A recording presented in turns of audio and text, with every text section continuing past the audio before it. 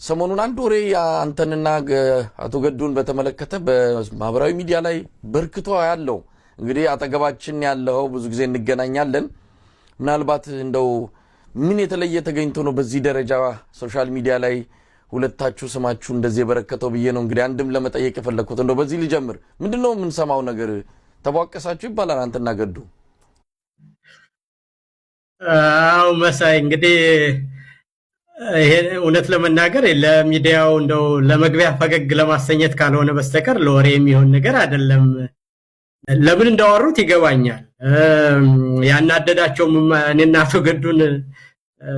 ተጣሉ ነው ተደባደቡ ያሉት ነገር ለምን እንዳመጡ ስለምናቅ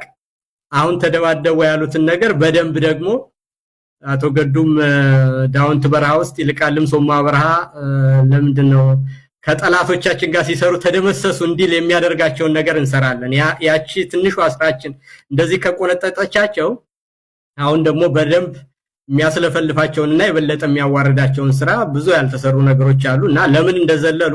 ለምን አቅላቸውን እንደሳሱ እናቃለን ያንን ስራችንን ደግሞ አጠናክረን የበለጠ እንዲዝረከረኩ እናረጋቸዋለን መሳይ ይሄን ብቻ ነው ልል የሚችለው እንጂ ለዛ ተደባደባችሁ አልተደባደባችሁ እንደዚህ የሚለውን ቅድም እንዳልኩ የወረደ ፕሮፓጋንዳ መልስ ልንሰጠው ማንችልም አትሊስት እንደ ወግም አለው እኮ ፕሮፓጋንዳ ነው አዳዳራሽ ውስጥ ተገናኝተን አሁን ሞቅ ያለ ክርክር አድርገን ቢሆን ዱላ ቀረሽ ክርክር የሚለውን ወደ ድላ ወደ ውጥ ቢቀይረው አንድ ነገር ነው እኔና አቶ ገዱ መጀመሪያ አንድ አዳራሽ ስብሰባ ላይ አሜሪካ ከመጣን በግልና በዲፕሎማሲ ኢንጌጅመንት ከምናረጋቸው በስተቀር አዳራሽ ስብሰባ ላይ ተገናኝተን አናውቅም እውነቱን ለመናገር እና በዚህ ደረጃ እንደው አቅል ያሳተ ፕሮፓጋንዳ ሲሰርኩ ወግ አለው እንዳልኩ ያቶ ገዱና እኔ አንዳንድ ምንሰራቸው ስራዎች ቢያሳብዳቸው